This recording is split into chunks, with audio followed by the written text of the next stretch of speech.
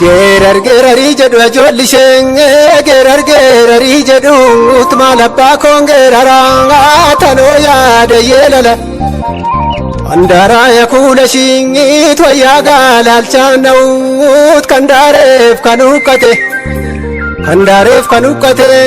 lafa gaaraa saanga'u simbira baallee kuula baallee saarara. Oromoon aadaa adda addaa kan ittiin bulu kan mataa isaa qaban kanneen keessaa aadaa uffannaa, aadaa nyaataa, aadaa guddifachaa, aadaa waaqeffannaa, aadaa fuudhaa fi heerumaa akkasumas aadaa ittiin gaddaa fi gammachuu ibsatu qaban. Kanneen keessaas qophii keenya guyyaa har'aatiin aadaan guddifachaa hawaasa Oromoo biratti maal akka fakkaatu walii wajjin ilaallaa. Hanga xumuraatti nu waliin tura. Tuma badee abbaa dhiiraa tutuma badee guboon dinnichaan baduu tiddasaatu dheeraadha. Kanaaf sanyii isaan baduu tutuu kan fedhee ta'e Oromoon seenaa qaba. Oromoon aadaa qaba, Oromoon damee qaba. Kanaaf sanyii isaan baduu. Guddifachaa jechuun mucaa osoo ofiin godhatiin adeemsa akka aadaa fi seeraatti barbaachisu guutuudhaan mucaa nama biroo fudhachuun guddisu jechuudha. Adeemsa kana keessatti yommuu mucaa fudhatan nama jaallatan sana akka mucaasaa kennuuf yoo barbaadan dura jaarsota erguudhaan akka inni mucaasaa kennuuf gaafatu. Innis kana booda firoota isaan mari'atee beellama qabee fi akka kennuuf itti himamu. Yeroo mucaa kana kennan haati mucaa deessees ta'ee haati mucaa fudhattu namoota lama ni waammatu. Abbaan mucaas ta'ee namtichi mucaa fudhatus namoota maanguddoota ta'an lama waammachuudhaan dhiyaatu.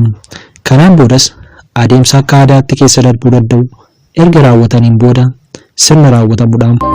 Annan faarsa lammii koo ijoollishee tannan faarsa lammii koo maafan Oromoon faarsu lammii gaafa rakkinaa beela baasu dheebotaa dheebuu baasu lammii jechuun akkana. Guddifachaan kan kennanis ta'ee kan fudhatan haalota adda addaa irratti hundaa'uudhaani. Kan nama guddifatuufis kennamu mucaan sun haadha isaarraa addaan ba'ee yookaan immoo haadha ishiirraa addaan baatee jiraachuu ni dandeessi kan jedhamu erga ilaalamee boodadha. Garuu yeroo tokko haati mucaa deessee sababa adda addaatiin kan miidhamte yoo taate yookiin guddisuudhaaf sammuun ishii rakkoo yoo qabaate nama yookiin fira daa'ima sana guddisuuf fedha qabu akkasumas guddisuu danda'utti kennama. Walumaa galatti guddifachaan uummata Oromoo biratti kan raawwatamu erga rakkoon gama maatii lamaanii jiru hubatameen boodadha. Aadaa uummata Oromoo keessatti gosoonni guddifachaa garaagaraatu jiru. Lammii isaan jibbu yoo gadhee ta'e malee. Guddifachaan warra mucaa dhabaniif kennamu maatii sababa adda addaatiin mucaa godhachuu hin dandeenye yoo jarri kun baay'ee wal jaallatan ta'e akka inni ishee irratti dubartii biroon fuudhuudhaaf akkasumas wal jaalalli jaraa akka jabaatuuf jecha mucaa guddifachaan akka guddifatan waliin mari'atu. Akkasumas mucaa eenyuu akkamiin akka argatanis ni murteessu. Kana booda yaada kana fira isaaniitiif dhiyeessu. Firris guddifachaa kana qoratee yoo eeyyamuu barbaade ni eeyyama, yoo mormuu barbaades ni morma. Warra mucaa kennanis fira isaaniitiin mari'atanii yoo firri mormes ta'ee eeyyame namicha guddifachaa gaafate sana waliin marii gochuun yaada irratti walii galan deebisu. Asirratti firoota gama lachanii mari'achiisuu wanti barbaachiseef gama lamaaniin iyyuu firoonni mormii qabaachuu waan danda'aniifidha. Adeemsa guddifachaa kanarratti warri kennus ta'ee warri fudhatu gosa yookaan sanyii walii ni qoratu. Sababni isaas mucaan kennamu yookaan kennamtu sun warra fudhatuuf sanyii isaanii waan fudhattuuf akkasumas ammoo warra kennuuf sanyii isaanii gadhiisee sanyii biraa waan fudhatuufi. Kunis ammoo maatii gaarii waliif hawwurraan kan ka'edha.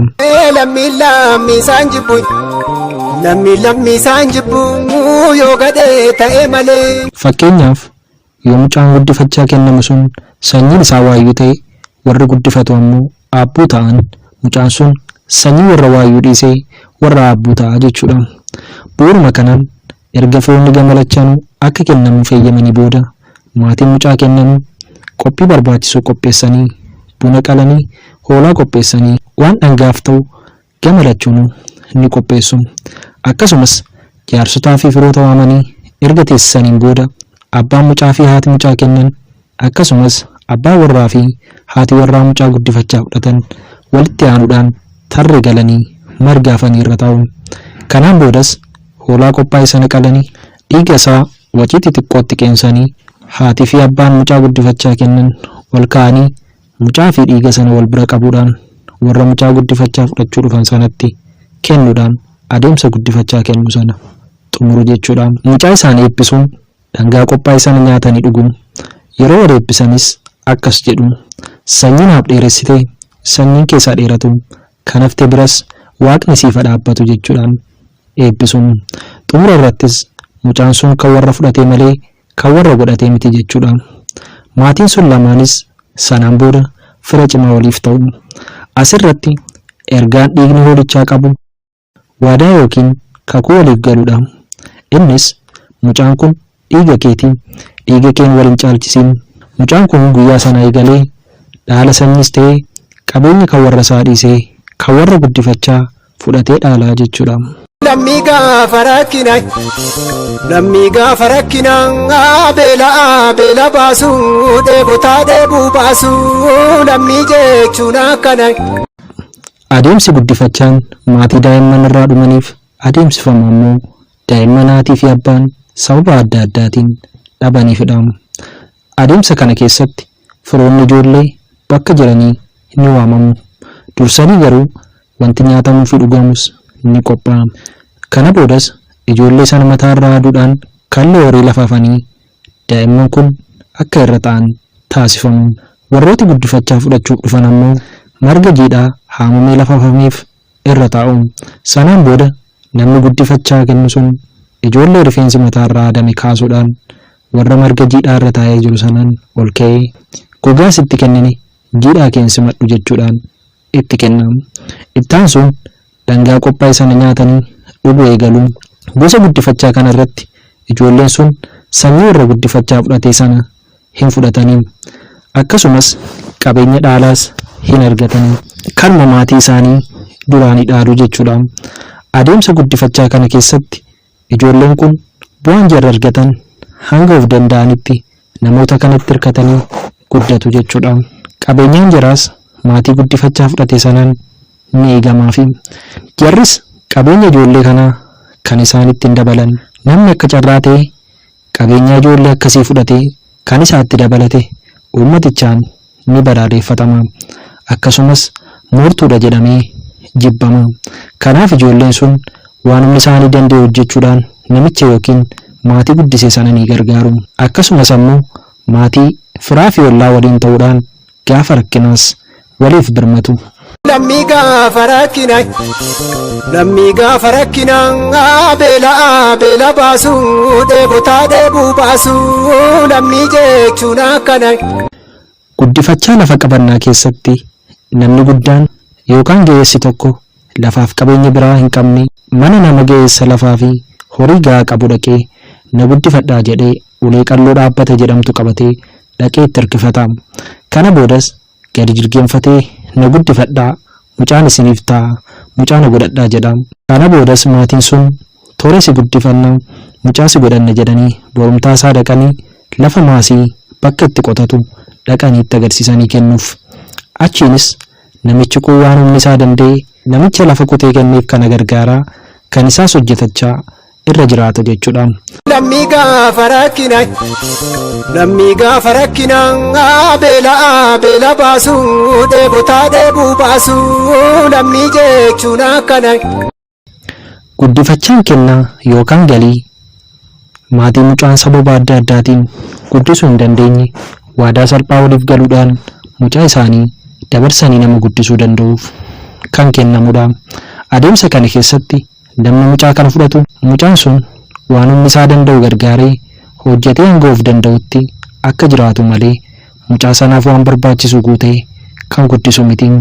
Mucaan yookaan daa'imni sunis yoo itti toluu baate gaafa barbaade mana nama barbaadeetti galuu yookaan jijjiirrachuu danda'a. Nama guddise sana biraas dhaadha hin argatu. Bu'aan isaa daa'ima sanaaf hanga of danda'utti namatti hirkatee jiraachuu isaatiin. Asirratti garuu maatiin mucaa guddisee sun yoo nama gaarii namaaf yaadu ta'e akkasumas qabeenya qabu ta'e darbee samaddi mucichaa gaarii yookaanis ammoo maatiin isaatiin kan walii galu yoo ta'e akka ijoollee isaaniitti barsiisanii fuusisanii kan waliin jiraatan illee ni jiru.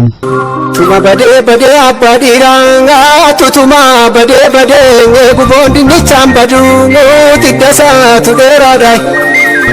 Kanaaf sanyii isaan baduu tutuu kan fedhee ta'e Oromoon seenaa qaba. Oromoon aadaa qaba, Oromoon damee qaba.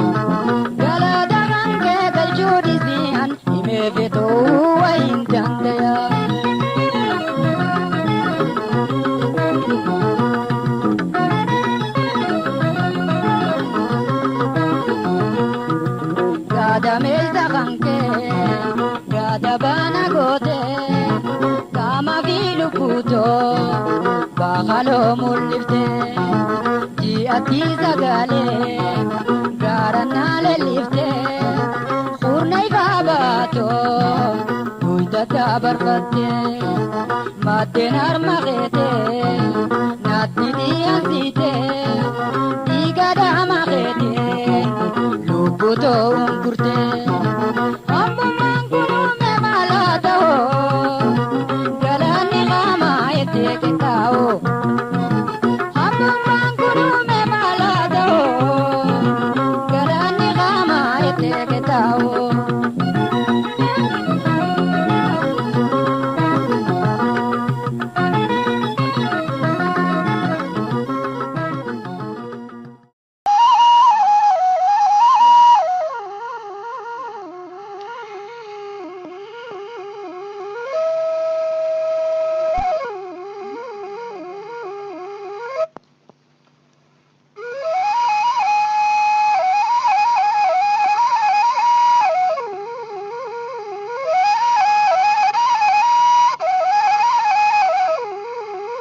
Harmee kumaatamoota haadha Tireezaa Afrikaa hundeessituu dhaabbata gargaarsaa Agoo Helmaam haqxuu imimmaan hiyyeessota Dooktara kabajaa Abbabach Goobanaa.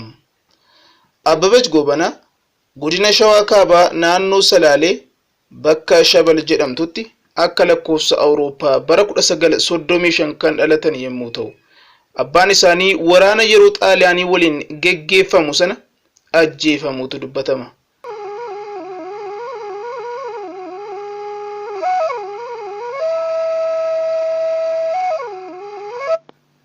Abbabach Goobanaa maatiin isaanii umurii ijoollummaa isaaniin ganna 10tti fedhii malee erga heerumsiisanii booda gaa'ela dhiisuun gara magaalaa Finfinneetti baqatan. Aadde Abbabach Goobanaa taateen bara 1980moota keessa isaan quunname tokko gara gocha ammaan kana gurra guddaa ittiin horataniitti akka isaan lixaniif sababa ta'e. Rakkataaf qaqqabduu kan onnee qulqulluu ittiin namaaf yaadan goonfatte rakkina ilmaan namaa mara akka kan ofii isheetti kan ilaaltu nama gargaaruu akka hojii dabalataatti yookiin gaafa namaaf mijate tokko ka'anii hojjetanitti osoo hin ta'in hojii kiyya isa guddicha hangafa ba'aa fi gala kooti jechuun imimmaan hiyyeessaa haga humna ishee qoorsuuf fuula ifaadhaan itti ol kaate haati hiyyeessota Aadde Abbabach Goobanaa.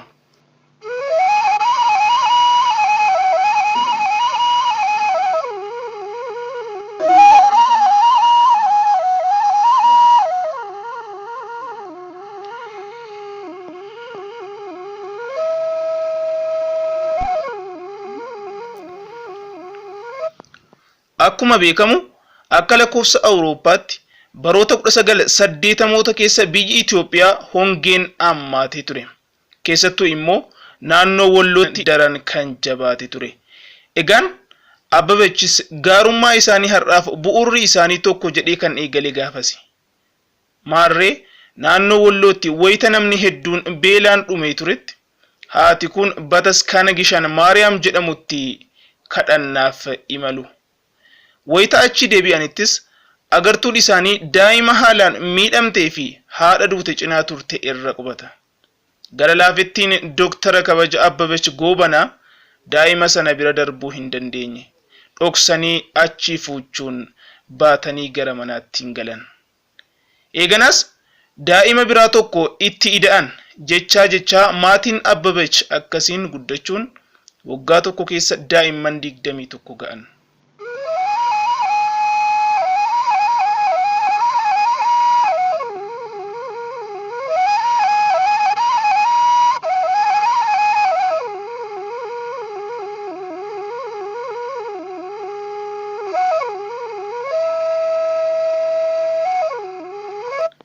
Bu'uurri lafatti cobe.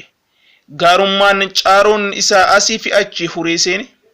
Namummaan miidhagaan kun gufuu kamiifuu osoo hin harka illaatin kaayyoo manaa ba'eefitti kallattiin akeekkatee imaluu itti fufe. Dalagaan akkasiin eegalame baroottan 14 itti fufuun daa'imman dabalatee qaamolee hawaasa rakkoof saaxilamoota jedhaman 60 hedduuf gargaarsa gochuu amaleeffate.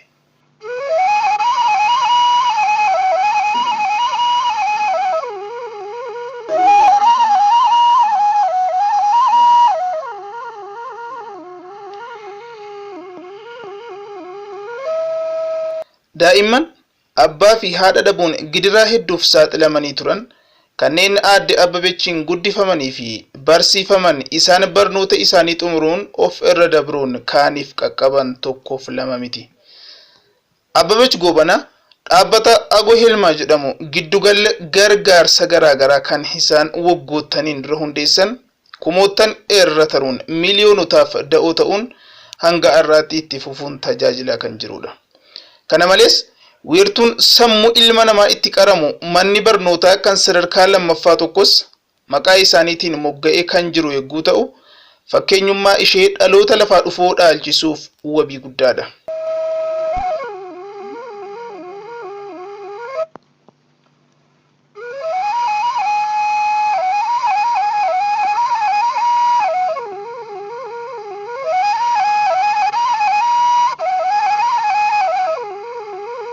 Dhaabbanni isaan waggoottaniin dura hundeessan Agoo Hilmaan Itoophiyaa keessatti bakka dahoo guddifachaa daa'imman abbaa fi haadha hin qabne isaan tarree jalqabaa keessaa.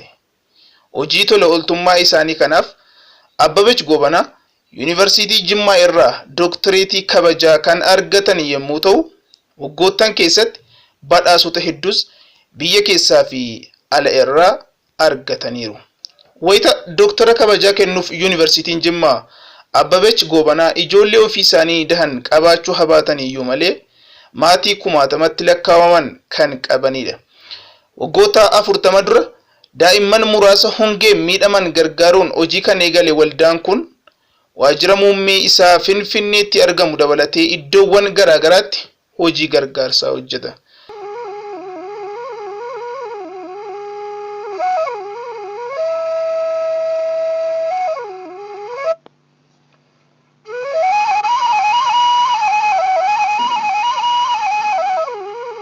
Handhuura Oromiyaa magaalaa Finfinnee keessattis hospitaalli waldhaansa dubartootaaf daa'immanii maqaa isaaniitiin mogga'uun tajaajila kennuu erga eegalee bulee ooleera. Haati kumaatamootaa hundeessituun dhaabbata gargaarsa Agoo Hilmaa erkoon daa'imman maatii hin qabnee fi hiyyeessota Dooktarri kabajaa Abbabach Goobanaa dhukkuba vaayirasii koronaatiin qabamanii hospitaala Phaawulositti erga yaalamaa turanii booda gaafa waxabajjii 27 bara 2013 umurii isaanii ganna 85tti boqochuun waxabajjii 29 bara 2013 Bataskaana Qulqulluu Sillaaseetti awwaalaman.